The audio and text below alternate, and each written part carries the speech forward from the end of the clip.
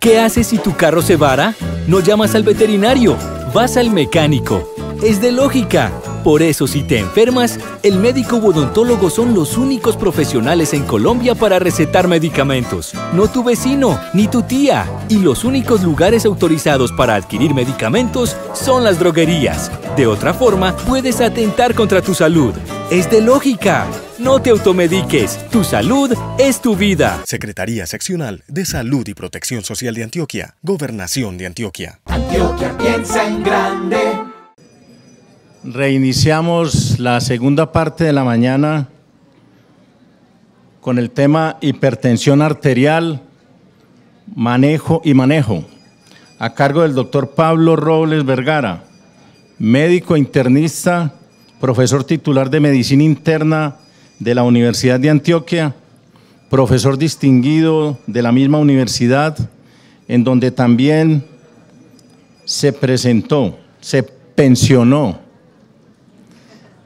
Autor de investigaciones publicadas tanto a nivel nacional como internacional, expresidente de la Academia de Medicina de Medellín, asesor científico de Sura EPS y de Sabia Salud EPS, asmedista destacado en los años 2001 y 2015, conferenciante local, nacional e internacional.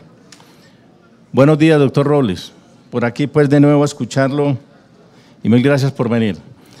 Buenos días. Siempre es un placer y un honor muy grande estar acá con tantos amigos, tantos discípulos que compartimos ya canas, es interesante eso, y pensiones, es una cosa sorprendente. Y que muchas veces me cuestiona porque algunos perdieron exámenes con criterios de esa época y que ahora son distintos. Es una anécdota interesante que me dice el hombre, usted dijo que nunca, lo repitió muchas veces, que no podíamos combinar tales medicamentos y ahora es lo común. A decirles algo muy frecuente. Y el honor más grande de pronto de lo que decía es hacer almedista y haberse reconocido en 2 oportunidades como que colaboramos en realidad con el sindicato que consideramos que sigue siendo muy importante en este país y en todo el mundo como parte de reivindicar el trabajo que hacemos todos los días. Los temas que tengo es sobre hipertensión arterial. Si bien son temas que se manejan frecuentemente, vamos a ver que hay algunos cambios que vale la pena tener en cuenta precisamente en el manejo de esta patología que es supremamente importante. Ustedes saben que es de las más prevalentes que hay actualmente, sobre todo en la medida en que vamos envejeciendo las poblaciones. Y es muy importante también porque es el factor de riesgo más que impacta más desde el punto de vista de las diferentes patologías. Es la puerta de entrada a muchos problemas que son las primeras causas de muerte, como son el infarto de miocardio, la enfermedad coronaria y los eventos cardiocerebrovasculares, y las otras 2 grandes epidemias que estamos viendo en este momento, que es la falla cardíaca y las enfermedades renales crónicas. Ahora, ¿por qué es interesante en este momento? Porque desde hace un año ya, parece mentiras, en esta época precisamente coincide el American Heart, que fue cuando se presentó oficialmente las guías americanas de hipertensión arterial, que nos consideraron que hasta ese momento éramos prehipertensos, no éramos hipertensos, ya somos hipertensos. ¿Por qué? Porque lo que dijeron es que las cifras de presión arterial normales son de 120, 80 hacia abajo, de ahí en adelante todo el que la tenga por encima ya es un hipertenso. Esto lógicamente creó una controversia muy grande, no solamente en los mismos Estados Unidos, sino en todo el mundo. Y en alguna medida se viene adaptando concretamente para los americanos. Vamos a mirar en detalle un poco más al respecto. Pero también es interesante, pues esto lógicamente permitió ver de que muchísimas personas en el mundo se consideraban ya como hipertensas. Dejamos de ser prehipertensos, yo siempre les decía que me consideraba como un prehipertenso, no llegaba a ser hipertenso, y ya según esta denominación americana, ya que caeremos aquí. Si hacemos un muestreo acá, fíjense que podríamos considerar que aproximadamente el 80% ya podríamos considerar que somos hipertensos. Entonces, es un punto de controversia bastante desde el punto de vista clínico y desde el punto de vista ético. Estamos llenos de guías. En los últimos años, las guías son una orientación que nos permite en el trabajo hacer lo mínimo que debemos hacer ante una patología. Soy un fanático, llamémoslo así, porque estimulo de que trabajemos sobre guías, considerándolo como una orientación que nos dan en el trabajo, no necesariamente una camisa de fuerza. Es lo mínimo que debemos hacer ante un paciente que tiene una patología de esta. Entonces, indudablemente ha ayudado mucho en el mundo a nuestros pacientes y a valorar el trabajo que hacemos permanentemente. Pero ven ustedes aquí que en los últimos tiempos hay guías del ministerio, indudablemente.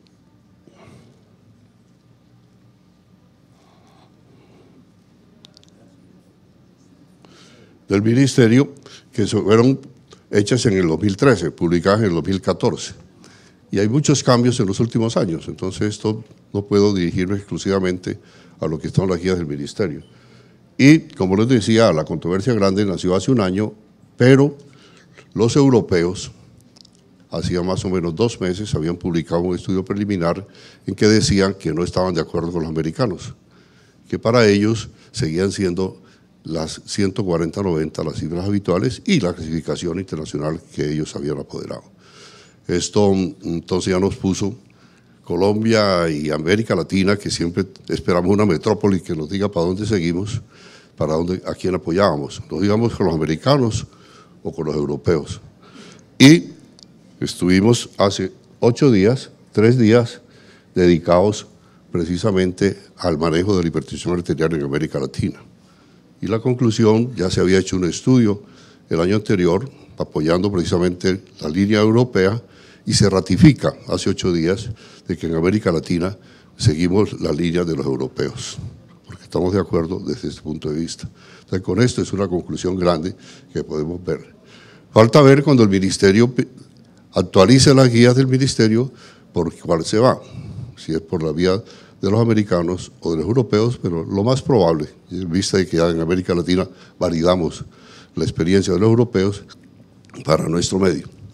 Detrás de esto, como en todas las partes y todo lo que nos dirige la vida, detrás de esto hay mucho dinero de por medio. Porque si ustedes ven que ubicamos a pacientes con 120-80, un poquito por encima de eso, en programas de hipertensión arterial, esto va a costar mucho dinero a los sistemas de salud. En cambio, 140-90 indudablemente disminuye ese costo. Entonces vamos a hacer algunos comentarios de lo que en este momento existe. Esto es lo que dijeron los americanos y precisamente es lo que decía que no aplicaría para nuestro medio. Pero de una vez les puedo dar una conclusión. En realidad las diferentes guías pueden tener visualizaciones un poco distintas, pero en el fondo las conclusiones son las mismas. ¿Por qué? Porque los americanos dicen, aunque el paciente que esté un poco por encima de 120-80 es hipertenso, la mayoría de esos pacientes no necesariamente necesitan tomar un medicamento. Y esto es muy importante, porque no es que se favorece a la industria farmacéutica en este sentido. Pero lo mismo se había dicho desde el punto de vista de los europeos con los prehipertensos. No todos los prehipertensos necesitan medicamento. Hay un subgrupo especial, lo vamos a ver un poco más adelante, que serían los que estaríamos obligados a darle un medicamento inicial. Ahora, ¿qué se ha visto? Esto se nos disparó. ¿Qué se ha encontrado últimamente? Y esto tiene una importancia supremamente grande en el manejo de los hipertensos. Es que hay una variabilidad muy grande. Esto lo conocíamos los clínicos hace mucho tiempo. Hay que insistirle muy bien al paciente. ¿Por qué?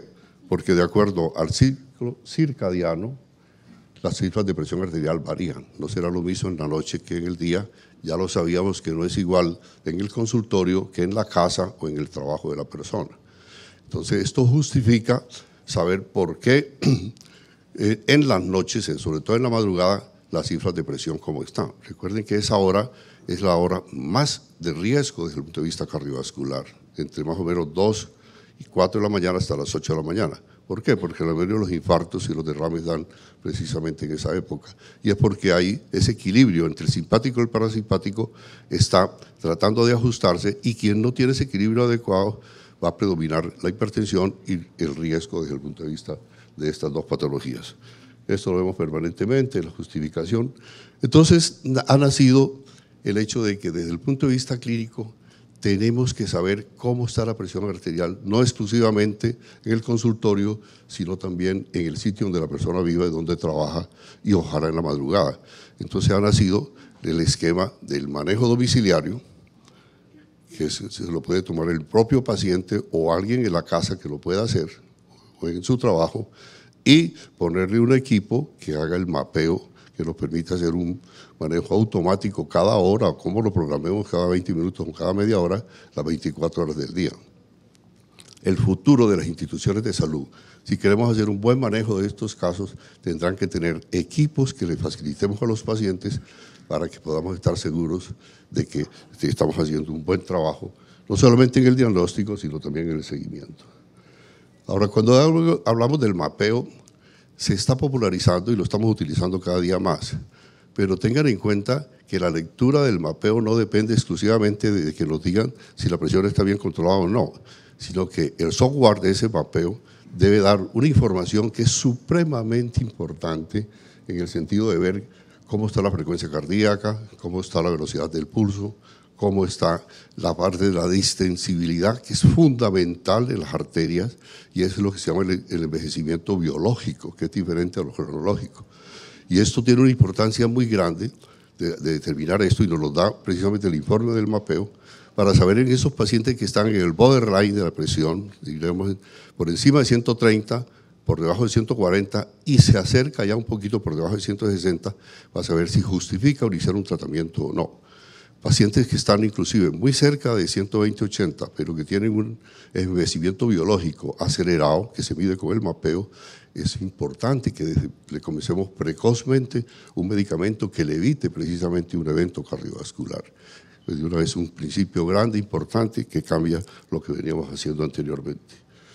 ¿Y qué se ha encontrado? Es el problema de la hipertensión arterial, y lo hemos hablado acá en otras oportunidades, que es que no es tan fácil hacer el diagnóstico de hipertensión arterial a pesar de que tenemos unos elementos básicos, porque muchas veces los equipos no están actualizados o no están validados, calibrados, o muchas veces quien toma la presión, muchas veces un auxiliar, una enfermera o alguien en la casa, no la sabe tomar adecuadamente. Pero atérrense ustedes, esto fue publicado hace 3 meses en el New England, en los cuales estudiantes de medicina ya graduados, recién graduados en los Estados Unidos, de cada 10, 7 tomaban la presión arterial inadecuadamente. Hay un estudio grande que les he comentado a ustedes en otras oportunidades que hizo la Facultad de Enfermería en nuestro medio, se ganó un Premio Nacional de Medicina porque encontró que nosotros, inclusive los médicos, no las tomamos adecuadamente en Colombia. Esta es una de las dificultades grandes que hay. Entonces esto ha hecho de que indudablemente la prueba a través del tensiómetro común y corriente piensa que ya pasa de ser la prueba de gold estándar para medios mucho más automáticos, que eliminan las dificultades del operador. Y entonces esto ha facilitado precisamente de que seamos más asertivos. Es la gran diferencia que hay en el estudio Spring y el HOP, donde se tomaron presiones arteriales de manera diferente y las conclusiones han sido muy cuestionadas precisamente por esa dificultad. Pero lo que les quiero decir es que, si bien, como decía Carlos, el tensiómetro por endoscopio sigue siendo importante, posiblemente dentro de poco vamos a ver un modernismo del fonendoscopio, donde solamente servirá para identificarnos como médicos en las clínicas donde trabajamos, pero indudablemente vendrán cosas mucho más modernas que interesan que desde el punto de vista clínico que lo hagamos bien. Ahora, en el diagnóstico, ¿qué es importante? Como les decía, si tenemos la forma de hacerlo desde el punto de vista manual, que es lo clásico en las instituciones, una sola muestra no es suficiente. Siempre traten, aún con el paciente ya reconocido, mínimo 3 veces. Y recuerden ustedes que sobre todo que el paciente que está tomando medicación es indispensable que una toma siempre haga ser de pie para mirar el efecto de hipotensión ortostática que puede darle el medicamento. Esto es supremamente importante. Pero Si podemos hacerlo de manera automática, es ideal. Y eso es lo que nos permite entonces aclarar el diagnóstico. En quienes es muy importante entonces hacer el control ambulatorio. Recuerde que se cambia el esquema del tamizaje que se manda a enfermería 3 veces a la semana. El control ambulatorio actual se recomienda es una toma en la mañana y otra por la tarde o por la noche, 7 días a la semana, para hacer un promedio y decidir si esa persona sí es hipertensa o no es hipertensa. Porque la cuenta de alto costo en Colombia, el último informe que fue en mayo, fue publicado por la cuenta de alto costo del Ministerio, dice que en Colombia el 72% de los hipertensos que manejamos en los diferentes programas están controlados. Eso no lo ha hecho casi ningún país del mundo. Posiblemente es que muchos de los pacientes que están en esos programas no son hipertensos y los tenemos en esos programas. ¿Sí me hago entender? Porque hemos tomado pacientes de bata blanca o pacientes que por alguna circunstancia en el momento en que les hemos hecho el diagnóstico están bajo un sistema de ansiedad y ya los entramos de una vez a programas. Eso indudablemente ha ayudado, le ha dado mucho dinero a las EPS que reciben una compensación por eso, pero cuando lo miramos desde el punto de vista internacional, en realidad pues nos miran con mucha precaución, porque ahora hace un mes en el Congreso Europeo de Cardiología se presentaron estudios de controles, tanto de Estados Unidos como de Europa, y los países que más controles tienen son apenas un 46%. Entonces, mírense, y nosotros estamos en 72%. O sea, sería excelente que confirmemos de que sí lo tenemos, porque seríamos a nivel del mundo lo que tenemos. Pero, ¿cómo podemos hacer un diagnóstico adecuado? Como les decía, o que haya un control, y debe ser un control garantizado de que se haga bien en la casa, o le ponemos el mapeo. Esa es la única forma en que podemos estar seguros de que ese paciente que está en ese borderline, si lo hagamos. ¿Cuál si es un paciente hipertenso? Sin duda, el que tiene la presión arterial mayor o igual de 160/100. Indudablemente, ténganlo en cuenta.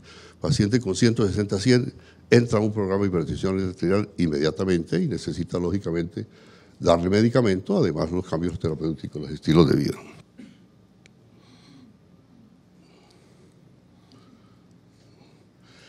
¿Por qué es tan importante ese control tanto en la casa como afuera? Porque podemos encontrarlo precisamente en estos escenarios. El uno, si el paciente es hipertenso o no es hipertenso, de que tanto en el consultorio como en la casa no tenga cifras por encima de lo normal, de lo que consideramos ya. Ese paciente no será hipertenso, o si está tomando un medicamento o unos medicamentos estará bien controlado. La otra opción puede ser que tanto en el consultorio como por fuera del consultorio estén las cifras por fuera de lo normal. Ese paciente indudablemente está mal compensado, hay que controlarlo adecuadamente. Pero vienen dos circunstancias bien importantes. Es el paciente que dice, desde que yo llego aquí a esta institución, se me sube la presión. Y que desde que veo la bata blanca o lo que utiliza la enfermera, los auxiliares, la bata también de las enfermeras, se me sube la presión. Es el paciente con hipertensión de bata blanca. Ese paciente en la casa, en su domicilio, lógicamente ambulatorio, es normal. Ese paciente está en riesgo y no se debe esperar que haga un evento coronario, un evento cerebrovascular para tratarlo e ingresarlo en un programa. Ese paciente debe seguir con dieta y ejercicio, con controles por enfermería por un tiempo adecuado, indudablemente sin soltarlo, pero no justifica entrarlo a un programa de riesgo cardiovascular. Y tenga muy en cuenta que hay lo que se llama el efecto de bata blanca. Es ya el paciente hipertenso de verdad, que está en tratamiento y dice lo mismo, es que cuando llego al consultorio se me sube la presión. Y qué tan raro, doctor, que me lo tomo por fuera, me lo toman en mi casa, me lo toma mi sobrina, mi nieta, que tiene un equipo, o donde mi cuñada, y siempre me da bien.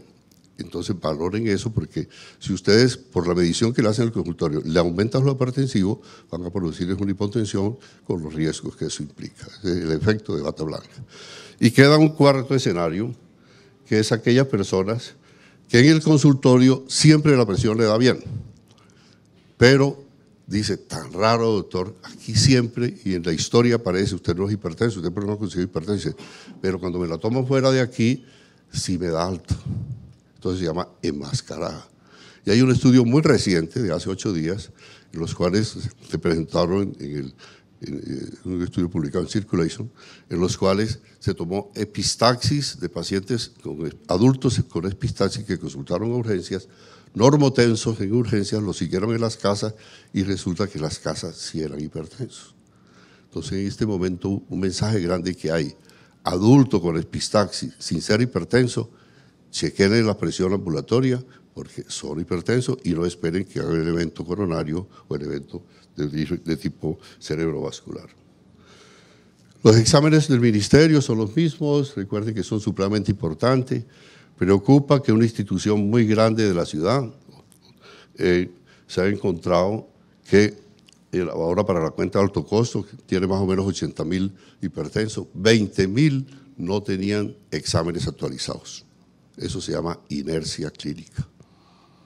Inercia clínica, en alguna oportunidad presentamos aquí lo que es eso. Es algo que es prevalente y que lamentablemente lo padecemos todos en el equipo de salud. Sabemos que debemos hacer una cosa, tenemos con qué y no lo hacemos. Entonces fíjense que eso es un riesgo muy alto, porque indudablemente está indicando que los pacientes no le estamos haciendo los controles adecuados. Y el otro aspecto grande, importante, que se ha comentado ya en otras oportunidades, es que la cifra de presión arterial no mide el riesgo. Por eso es tan importante tener el riesgo global. El riesgo global es lo que define la conducta a considerar con un paciente. Lo vamos a ver un poquito más adelante, ahora en los lípidos. ¿Por qué? Porque un paciente, como ven ustedes, puede tener una cifra no tan alta, pero si es diabético o ya ha tenido un infarto, lógicamente habrá que tener una conducta con unos medicamentos diferentes y con unas dosis adecuadas y con unas metas también supremamente diferentes al paciente que no tiene esos riesgos. Entonces recuerden que el riesgo global es supremamente importante y es definitivo si queremos hacer un manejo adecuado de los pacientes. En el tratamiento, ¿qué hay?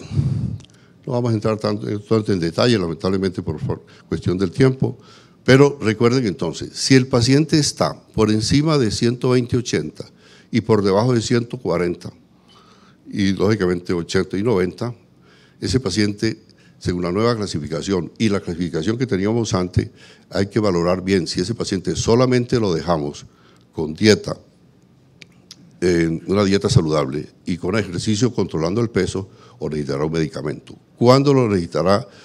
Como les decía, si hacemos un mapeo y en el mapeo podemos evaluar precisamente que no haya los cambios de envejecimiento biológico que les decía anteriormente. Eso es como cosa grande y la importancia que tiene desde el punto de vista. Desde el punto de vista de metas, ¿qué se debe hacer? Indudablemente, como les decía, solamente comenzamos en los estadios iniciales medicamentos en los pacientes que tienen factores de riesgo o han tenido eventos.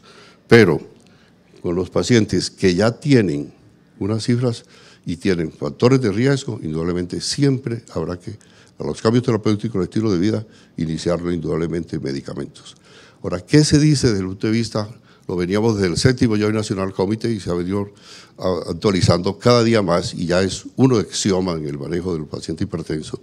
Pacientes con cifras de 160 a 100, aunque sea de primera vez, siempre comiencen con una combinación de medicamentos, no comiencen con un solo medicamento, porque se ha encontrado que es excepcional que usted pueda llegar a metas en un plazo corto. Vamos a perder tiempo y a poner en riesgo a ese paciente si no lo hacemos de una manera con terapia combinada. Y el ideal, y yo pienso que en Colombia vamos a llegar a un plazo muy corto, porque esto aumenta las adherencias, es que en el mismo medicamento, en la misma tableta, exista la combinación. Porque así evitamos que el paciente tenga que tomar tantos medicamentos y lo podemos garantizar que sí lo haga de verdad. Recuerden que cuando controlen un paciente de enfermedades crónicas, antes de criticar el medicamento o la institución por los medicamentos que consigue, lo primero que hay que ver es la adherencia del paciente. Es la primera causa en el mundo de que los pacientes se descompensen. Y lógicamente tenemos que hacer la autocrítica y mirar si nosotros estamos haciendo las cosas bien, dándole los medicamentos, las combinaciones adecuadas y los tiempos adecuados. De una manera muy corta, cómo comenzar el tratamiento. Fíjense ustedes lo que les decía, presión normal alta, ya les decía cuánto era, dieta, ejercicio. Si miramos que tiene factores de riesgo o ha tenido ya un evento, lógicamente independiente de esa cifra, manejarlo con el medicamento adecuado. Más adelante se los presento cuáles serían. El paciente que ya tiene un poquito más adelante, lógicamente hay evidencias muy débiles hasta el momento, por eso hay que insistir, dieta y ejercicio. Recuerden que la dieta y el ejercicio impactan desde el punto de vista cardiovascular si la persona controla el peso. Si no controla el peso, indudablemente el impacto será muy bueno para articulaciones y para el punto de vista mental, pero no para disminuir el riesgo. En pacientes que tienen ya estadios mucho más altos, indudablemente, y de ahí en adelante, 160, 100 en adelante, necesitará las combinaciones de medicamentos. En combinaciones de medicamentos, ¿qué se recomienda? Ya lo saben ustedes, no 2 medicamentos del mismo grupo.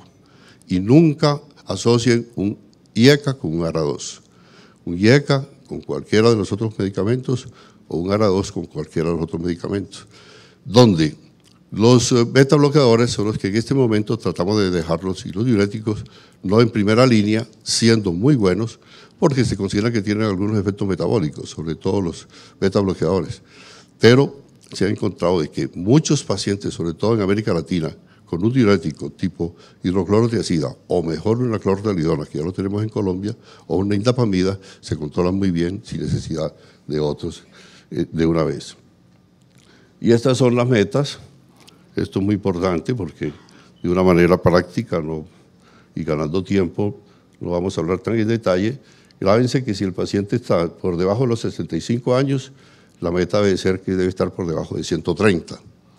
Traten al máximo que el paciente no tenga cifras de presión arterial por debajo de 120 y 70 la diastólica, porque aparece la curva J que produce una hipoperfusión tanto cerebral como coronaria. Entonces fíjense que ahí viene el arte de la medicina que no se ha perdido en ninguna manera con todos los adelantos de la ciencia y de la tecnología. El arte, la medicina sigue siendo un arte y el arte está en saber manejar los adelantos científicos. Si el paciente tiene 65 pero menos de 80, fíjense que ya se puede llegar por debajo de los 140, pero siempre no traten de bajarlo de 70, la diastólica. Pero si el paciente ya tiene más de 80 años, ahí sí podríamos decir que podemos tener un poquito más de 140, algunos dicen hasta 150, pero la indicación concreta es no bajar de 120-80 y en este paciente sí hay que tener mucho cuidado cuando aumentamos la dosis de hacerlo de una manera muy lento para evitar que haga un fenómeno de hipoperfusión en las dosis. ¿Cómo iniciar el tratamiento? Lógicamente el ideal sigue siendo en una sola tableta la combinación, no tenemos todavía en el proceso, pero sino en algunas consideraciones, pero es importante. Podemos comenzar con cualquiera, puede ser un IECA, un ARA2, un calcio antagonista, un diurético. Fíjense que no aparecen los beta bloqueadores porque los dejamos como un recurso adicional. O sea, pueden combinar un IECA, un ARA2, puede ser con un calcio antagonista o con un diurético. Comentario que estoy viendo frecuentemente y que algunos me decían ahora, no sé de dónde nació algo, o alguien lo dijo, pero se ha popularizado, que en la amlodipina se está dando cada 8 y cada 12 horas. Hemos revisado este tema en la literatura, inclusive hemos consultado con farmacólogos como Gesualdo Fuentes, he tenido oportunidad con Gesualdo de revisar el tema los dos, no hemos encontrado en ninguna parte que se justifica esto, así que tengan mucho cuidado porque es un manejo inadecuado y no sé de dónde nació esto que se está popularizando. El paso 2 es, ustedes esperan 3 meses, si el paciente no se controla, estén seguros de que está siguiendo la dieta, de que está haciendo ejercicio, está controlando el peso de alguna manera y que sí está tomando la medicación tal como se la recomendamos. Se considera que entonces que el paciente no se controla con esa combinación, entonces le damos precisamente un tercer medicamento donde indudablemente debe haber un diurético. Hasta ahí, y no hay duda, con 3 medicamentos siempre debe haber un diurético. Y si a pesar de los 3 meses sigue siendo hipertenso el paciente por fuera de las metas, indudablemente darle precisamente ya una espirolactona que no tiene que ser una dosis grande, 25, máximo 50 miligramos, y verán que la mayoría de los pacientes, si están siguiendo las recomendaciones desde el punto de vista de dieta, ejercicio y las dosis adecuadas que le hemos dado en los tiempos que les damos, la mayoría de los pacientes, aunque sean refractarios, se van a controlar. Esa es la experiencia que hay en el mundo. Muy bien, lógicamente el iniciar, ya lo miramos, de acuerdo con las cifras que les decía, nos vamos a ver, en los pacientes que tienen precisamente diabetes, ha habido una controversia muy grande, no hay una conclusión muy grande todavía, por lo que los estudios, el estudio Spring y el HOP, como les decía, tienen algunas controversias. Se considera que en los diabéticos el ideal sería que la presión esté por encima de 135 y de 80 precisamente, pero no nunca, como les decía, no la bajen de 70 ni de 120. Y estas son las recomendaciones en los pacientes que ya han tenido eventos vasculares. Entonces, no todos los medicamentos sirven para todo el mundo. Entonces, si el paciente ya hizo un infarto, lógicamente ahí sí es posible que el beta bloqueador le sirve. Si el paciente tiene una arritmia, el beta bloqueador es muy importante. Cada día hay la epidemia de la fibrilación auricular, entonces estos pacientes deben estar tomando un beta bloqueador. Si el paciente ya tiene una falla renal, hay que tener mucho cuidado con los ARA2 por la retención de potasio. O sea, y así, si el paciente tiene una migraña, no le vamos a dar un vasodilatador como un calciotagonista, porque le disparamos más los dolores de cabeza. Estas son cosas, el arte de la medicina. Y recuerden, como les decía, que la hipertensión arterial es un factor de riesgo, una puerta de entrada a muchos daños vasculares en diferentes órganos. Esto es muy importante tener en cuenta y debemos recordarlo en el equipo de salud, que es un peligro. Muchísimas gracias.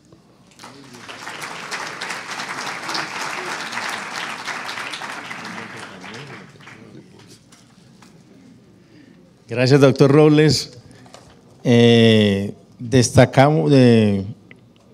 Agradecemos pues el apoyo de la Gobernación de Antioquia, a la Secretaría Departamental de Salud y Protección Social.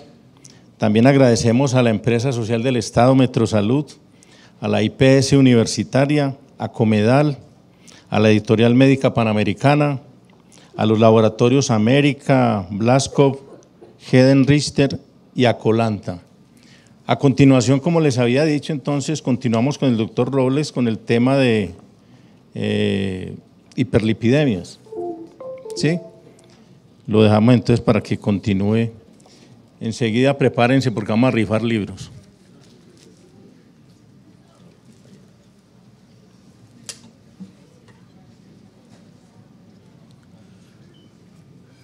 Bueno, es un honor y una confianza muy grande que me dé la oportunidad de seguir con ustedes. En realidad, muchos de ustedes van a conocer muchas de estas diapositivas. Sigo maestreando, es en realidad como mi proyecto de vida que he tenido la satisfacción de seguirlo. Muchas caras que nos estamos viendo muy seguidos. Entonces, estas diapositivas van a ver que lo hemos presentado en muchas oportunidades. ¿Por qué? Porque en dislipidemia, en realidad, los conceptos básicos siguen iguales, pero les voy a decir algunas dos cosas que son las que han cambiado y que tienen mucha importancia desde el punto de vista del manejo de los pacientes.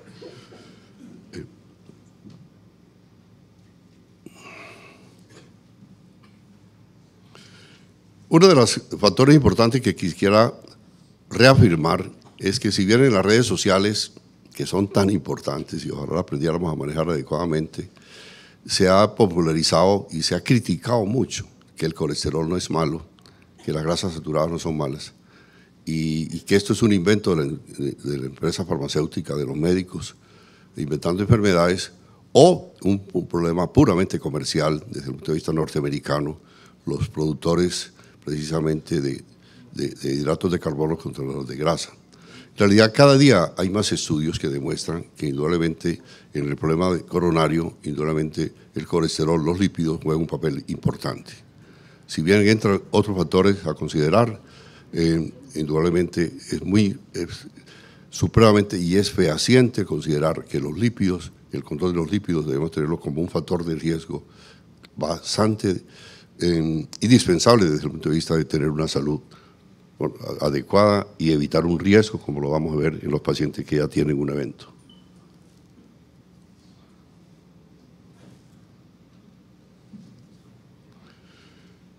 Son algunos datos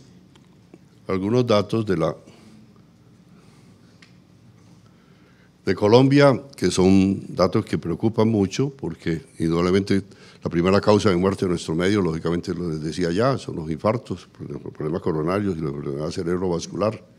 Esto es igual en todo el mundo, tanto de gente de los niveles más altos de nuestra población como los niveles más bajos. Entonces compartimos esos factores de riesgo y es importante tener muy en cuenta, y los que están conmigo muy permanentes saben que cada día le damos más valor a los determinantes psicosociales.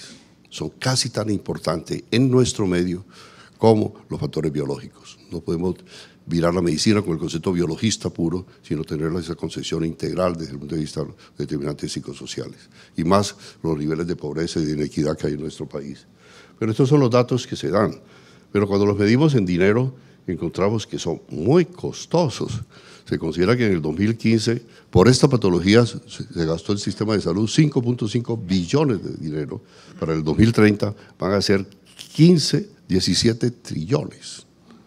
O sea, esto es mucho dinero. Si le agregamos el problema de las arritmias con la fibrilación auricular y la enfermedad renal crónica, esto está disparado de manera impresionante. Esto tiene que ver mucho con los sistemas de salud y las atenciones adecuadas que hacemos y el futuro precisamente del que hay, y buscar nuevas alternativas como las que presentó Carlos, que indudablemente estamos en la obligación de seguir y apoyar y precisamente capacitarnos dentro de estas nuevas perspectivas. Esto es lo que les decía, los diferentes factores de riesgo, porque la aterosclerosis es el factor fundamental. Indudablemente, como les decía, son muchos, y por eso la enfermedad coronaria tiene diferentes variables para apuntarle a los controles adecuados desde el punto de vista de lo que es esta patología. Pero las dislipidemias juegan un papel importante. Me conocen mucho estas diapositivas, lo que quiero señalarles aquí es lo que siempre insisto, esta placa, que es la que muchos de los que estamos aquí podemos tener, porque todos nacemos con las estrías amarillas y que las desarrollamos de acuerdo a cómo comemos, cómo nos movemos y qué estrés manejamos. Esta placa que está aquí es llena y es la constituyente principal en biología molecular, es LDL. Por eso cuando vemos y le pedimos a un paciente un perfil lipídico, si ese LDL está aumentado, esta es una expresión de que esos niveles, a nivel de sus coronarias, por lo menos, ese endotelio está dañado, tiene estos niveles altos. Y el problema grande de este LDL es que si no lo corregimos, se oxida y en esa oxidación por estrés oxidativo se desprende y va a obstruir un vaso más adelante y lo que va a dar es precisamente el infarto miocardio. El clásico que se llama signo de Levin, que es el paciente que se pone en la mano y lo dice me dio un infarto. Sigue viéndose, no siempre lo presentan los pacientes, pero que si tienen la oportunidad de estar en nuestro medio, se va a un centro donde le hacen el estudio adecuado, le ponen un stent y lo importante es qué vamos a hacer con ese individuo, cómo vamos a evitar que le siga dando un nuevo infarto. Esa es la obligación que tiene el médico general, que maneja riesgo, esa es la obligación que tenemos todos desde el punto de vista de cuidar que ese paciente sí tenga una adherencia adecuada y se hagan las cosas adecuadamente. Pero para evitar eso, hay unas metas adecuadas desde el punto de vista del LDL y eso es lo que queremos compartir. Recuerden ustedes que el factor de riesgo lo medimos con Framingham. Hay mucha controversia con Framingham de la validación. Recuerden que se hizo una validez acá en Colombia, multiplicando Framingham por 0,75 y eso nos da ya entonces el riesgo. Si estamos por encima de 10, somos de alto riesgo. Si estamos por debajo de 10, somos de riesgo latente. Ya se desapareció el riesgo medio. Esto es lo que se sigue aplicando en nuestro medio. Hay una propuesta, de una vez hago un lanzamiento aquí, porque es un reto que tendríamos acá en Antioquia concretamente, y es actualmente el doctor Fabián Jaimes, quien es el jefe del Centro de Investigación Universidad de Antioquia y jefe del Centro de Investigación del Hospital San Vicente, está proponiendo hacer un tipo de Framingham, llamémoslo así, en Antioquia, precisamente con una proyección a 10 años, diferentes instituciones con el apoyo de la Antioquia, el CES Bolivariana y las nuevas universidades. Entonces, estemos atentos a esto porque yo pienso que muchos de ustedes que están acá y más los que están comenzando van a tener la oportunidad de hacer el seguimiento, si es que se va a hacer, yo estoy seguro que se va a hacer, entonces sería algo a nivel del mundo donde estaríamos poniendo la medicina nuestra a nivel en los primeros lugares, porque esto no se está haciendo fuera de los Estados Unidos en ninguna otra parte. Y hay muchas guías para manejo de lípidos, las conocemos hace mucho tiempo, el ministerio tiene unas. Decía que yo iba a hablar exclusivamente de esto, pero sucede lo mismo. Esta guía ya fue hecha hace algún tiempo y hay cosas muy nuevas. Entonces, si bien hay muchas de las cosas que están ahí son vigentes, vamos a ver qué se puede actualizar desde el punto de vista actual y no, por eso no me voy a referir exclusivamente. Concretamente, esto cambió el panorama precisamente de las guías que habían en lo que se llama el ATP4, y las guías del Ministerio de Salud, en las cuales se decía, no trabaje sobre metas, simplemente utilice estatinas de alta o mediana potencia, bájele el 50% o el 30% del LDL de ese paciente y vuelva a citarlo dentro de un año. Ni los cardiólogos, ni los nefrólogos, ni los endocrinos, ni los pacientes, ni quienes trabajamos en pacientes de alto riesgo nos convencimos de eso. ¿Por qué? Porque hay muchos estudios que dicen, si no tenemos el LDL dentro de ciertas metas, el riesgo de los nuevos eventos o de los eventos a quienes ya lo han tenido son muy altos. Entonces esto lo sacaron hace un año los endocrinos americanos y se ha popularizado y se ha validado a través del mundo. ¿Qué dice? Si es un paciente o un grupo familiar que les consulta a ustedes, lamentablemente los de atrás no pueden ver, les voy a leer, y les dice, yo quiero saber cómo están mis niveles de colesterol porque sé que eso es malo, o en mi familia hay problemas de infartos o de derrames. Si el paciente está asintomático y no tiene una enfermedad, un daño de órgano blanco por un problema vascular, ustedes le hacen Framingham, lo multiplican por 0,75 y está por encima de 10, por asintomático que esté, debe estar tomando una estatina. Y el LDL deben bajárselo a 100 para abajo. Miren que cambia completamente, porque antes lo decíamos en 130, entonces ya bajó a 100, porque los estudios epidemiológicos han demostrado que es esta edad. En segundo lugar, si el paciente lo que tiene es digamos, una diabetes sin daño de órgano blanco, o es un hipertenso sin daño de órgano blanco, entonces ese paciente, la meta también debe ser de 100, eso lo sabíamos antes. Pero si ya es un diabético, hipertenso, y hizo ya un infarto, la meta debe estar por debajo de 70, fundamental. Cuando estamos hablando ya de bajar de 100 o de 70, fíjense que ya la lovastatina salió de la farmacología, de la parte terapéutica nuestra. Ya tiene que estar utilizando una estatina de mediana potencia o las de alta potencia. Pero si el paciente lo que tiene es un riesgo extremo, es un hipertenso, fue fumador, tiene ese riesgo todavía, es diabético, se infartó y hace isquemia cerebral transitoria o tiene trastorno cognitivo. Recuerden que el trastorno cognitivo es el primer síntoma de la hipertensión arterial. Esto cada día se valora más. O tiene una disminución de pulsos en miembros inferiores, o tiene una tasa de filtración glomerular en un estadio 3, o sea, está por debajo de 60 ya. Entonces, ese paciente ya está en riesgo extremo. Si queremos evitar que haga un nuevo evento a corto plazo, tiene que tener un LDL por debajo de 55. Entonces, fíjense que ya estamos hablando con estatinas de alta potencia a dosis plena. Y entre las estatinas de alta potencia tenemos en el POS la atorvastatina y la rosuvastatina. Atorvastatina hasta 80 miligramos, la rosuvastatina 40 miligramos. Entonces, entonces fíjense que esto es un cambio total en la forma como veníamos manejando anteriormente los lípidos, de las cosas nuevas que podría aportarle desde el punto de vista en este congreso y desde el punto de vista de esta charla. En el tratamiento, ¿qué hay? Recuerden ustedes, los cambios en los estilos de vida siguen siendo validados, no son negociables, tenemos que insistir en esto, fundamentales. Nosotros mismos tenemos que dar el ejemplo, se los decía a ustedes, no podemos seguir siendo el modelo de que en las instituciones donde comemos delante de todo el mundo pedimos chicharrón, pedimos chorizo, porque entonces la gente no nos cree precisamente por eso. O ahora en las fiestas navideñas no podemos en la institución parrandear con aguardiente a la mano si la hemos prohibido durante todo el año. Entonces son cosas elementales, pero que los publicistas y los expertos en comunicación social nos están recomendando. Y en medicamentos ya lo sabíamos, las que sirven son las estatinas, porque los otros medicamentos que veníamos utilizando se ha demostrado que aunque bajan colesterol o triglicéridos, no previenen el riesgo cardiovascular. Es que está interesante. Y hay otro grupo, en ese tiempo, la última vez que creo que hablé acá, todavía el IMPROV no estaba publicado, se publicó el IMPROV, que es un estudio grande que se hizo con ezetimibe y logró demostrar que el ezetimibe, además de ayudar a bajar el colesterol, previene el riesgo cardiovascular.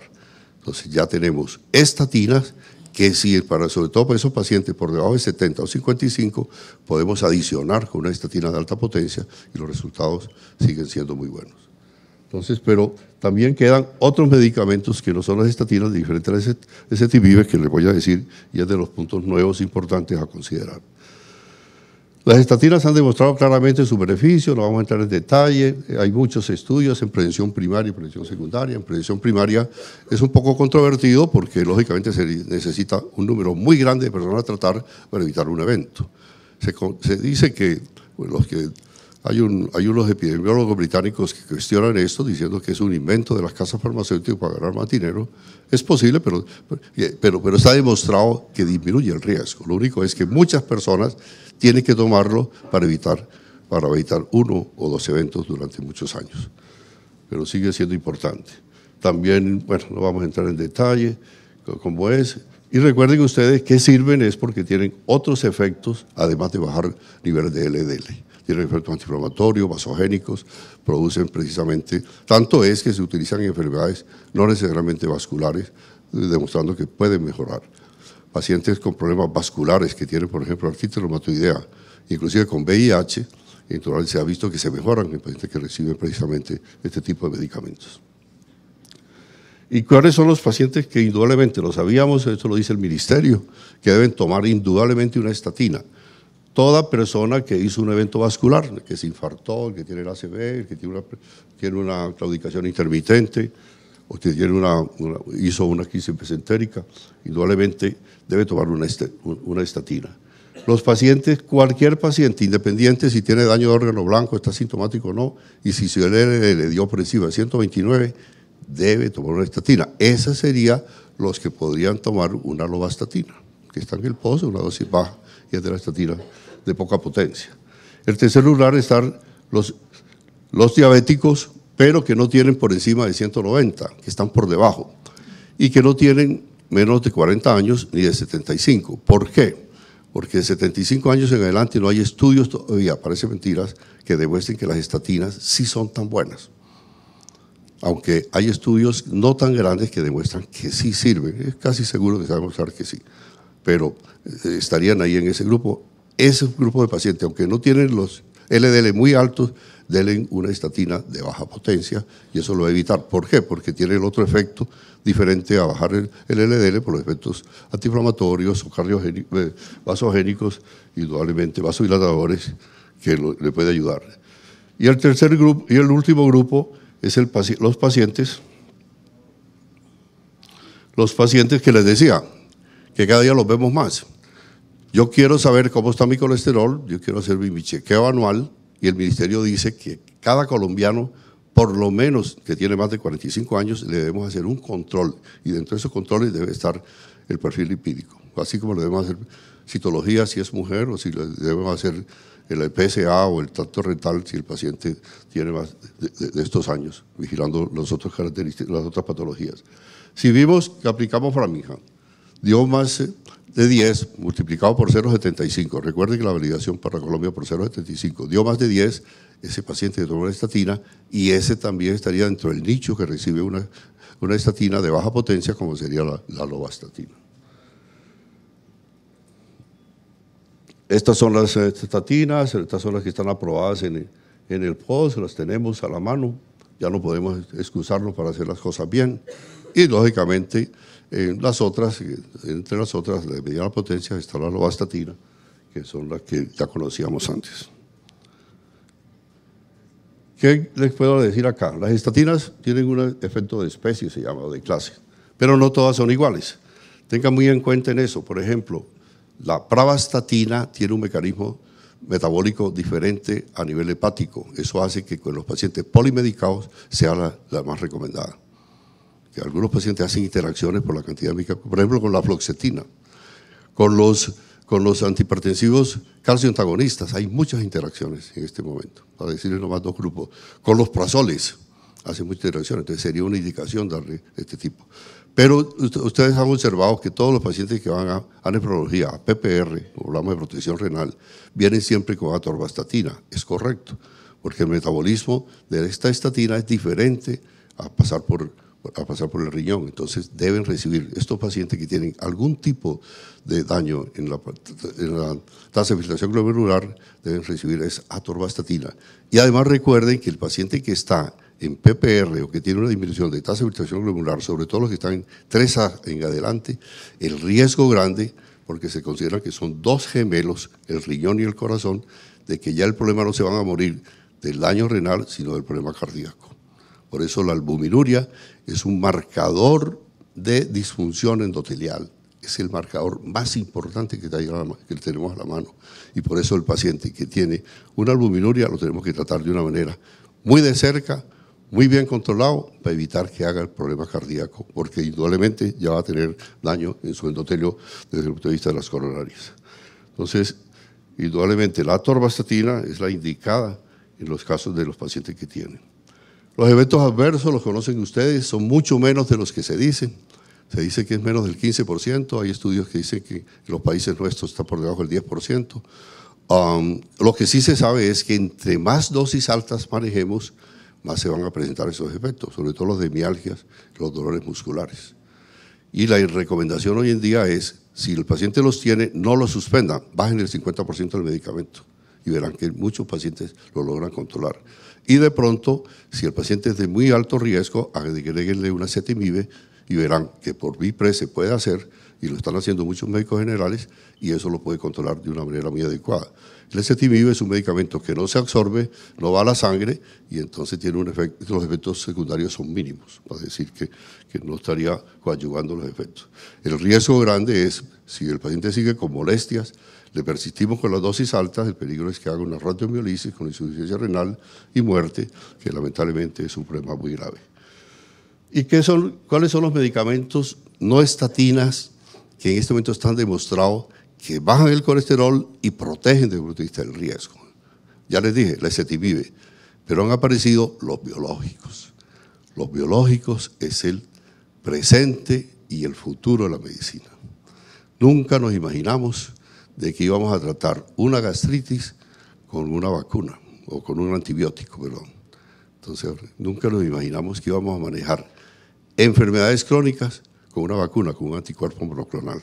Pongamos que esto es. Entonces, ya los biológicos entraron en las enfermedades crónicas, lo conocemos en reumatología, inmunosupresores, en muchos procesos ya lo estamos conociendo. Pues ya entraron a manejar lípidos. Estos dos biológicos están autorizados por el INVIMA en Colombia, evolocumab y alirocumab. ¿Para qué casos? En dislipidemias primarias, que en el oriente cercano de acá de Antioquia, por familias consanguíneas, no es raro, es relativamente frecuente. ¿Qué tienen de riesgo? Problemas de infarto en personas muy jóvenes y muertes repentinas en gente menores de 40 años. Generalmente son refractarios a las estatinas, a las dosis plenas, les sirven estos biológicos. O personas jóvenes, una persona de 57 años, puede decir algo, 62 años, se infartó,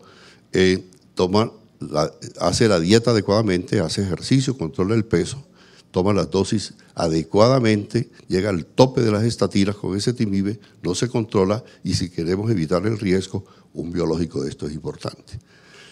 Los biológicos entonces se aplican por vía subcutánea y se aplica cada mes. ¿Cuál es el problema? El costo. El costo más o menos entre 1 millón, 1,5 millones mensual. Entonces, pues, por MIPRES, nosotros en medicina interna, bien sustentado, nos los están aprobando. Y lógicamente por los cardiólogos. Pero ténganlo muy en cuenta porque es tenerlo en cuenta. Están apareciendo los biosimilares. El futuro de la medicina, queramos o no queramos, serán los biológicos. Vienen para muchos. Y tanto es que acaba de salir una publicación de uno que está en estudio en fase 4, en fase 4, que se llama Inclisiran. Es un biológico que el efecto es espectacular. Se va a aplicar por vía subcutánea cada 6 meses o una vez al año. Miren cómo será la adherencia.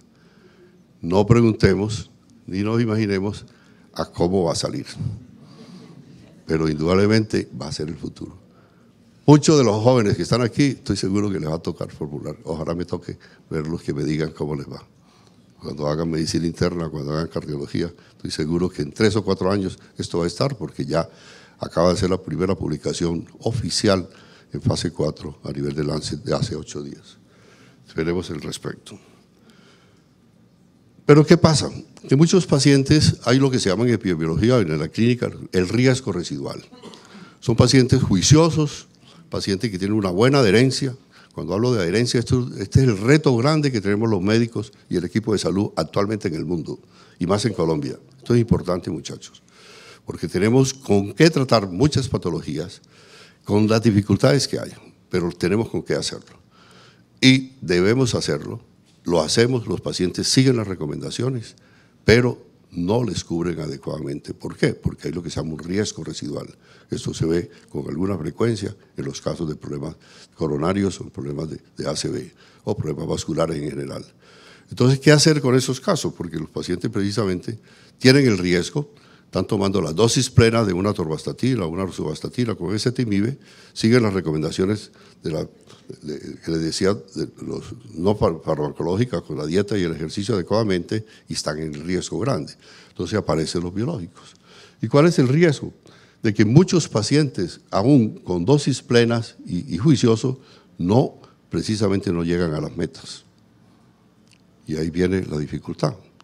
Entonces, se exponen al nuevo evento. Y el nuevo evento no es tan raro. Miren ustedes que se encuentran, para ganar tiempo, de que el 10% de los pacientes que han tenido un infarto, si no están en metas, van a presentar un nuevo evento. Y esto es un porcentaje significativo, es un evento fatal. Entonces, ¿qué hacer con esos casos? Entonces es donde aparecen los nuevos medicamentos. Se ha visto que se puede asociar una estatina con ezetimibe con uno de los biológicos, en los casos más complicados. Entonces, es importante.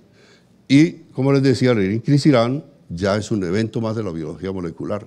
Aquí se bloqueó los pasos por los biológicos auricular y verruculat y los dos más que hay, pero se está bloqueando un paso enzimático a ese nivel con el resultado que les decía, un biológico que se aplica cada 6 meses o una vez al año y tiene un impacto mucho mayor de efectividad desde el punto del LDL y disminución ya en los primeros niveles desde el punto de vista del riesgo. Estos son avances de la medicina, los miramos, yo quiero retraer lo que Carlos les decía con la telesalud, con los grandes avances. Ya el fonendoscopio tradicional ha cambiado con el electrónico casi que uno puede hacer un estudio desde el punto de vista de casi que, no llegar hasta un eco, pero sí ver los ruidos cardíacos desde el punto de lo que hay. Y eso no es tan costoso como lo decíamos, lo hemos manejado hace un buen rato. Los equipos de sonido se han vuelto ambulatorios, ya en Estados Unidos no es raro encontrar en un hospital que los toman directamente y lo utilizan, así como se utiliza el estetoscopio común y corriente. Pero nada de eso ha sido salvador si no utilizamos el término de arte de la medicina. Y el arte de la medicina comienza con saludar al paciente. Y no basta con saludar y ser buen amigo, hay que ser un buen médico. Para eso hay que juntar las características humanas de una persona, de un buen ciudadano, llamémoslo así, en el caso concreto de colombiano, de un buen colombiano, con las características concretas de ser un buen colombiano, el arte de la medicina con el conocimiento. La tecnología, como lo decía un gran educador médico hace 100 años, la tecnología es simplemente un instrumento. La inteligencia está en el cerebro, en el arte. La ciencia y la tecnología es el instrumento que nos permite ser unos buenos artistas, y un buen artista es un buen médico. Muchas gracias.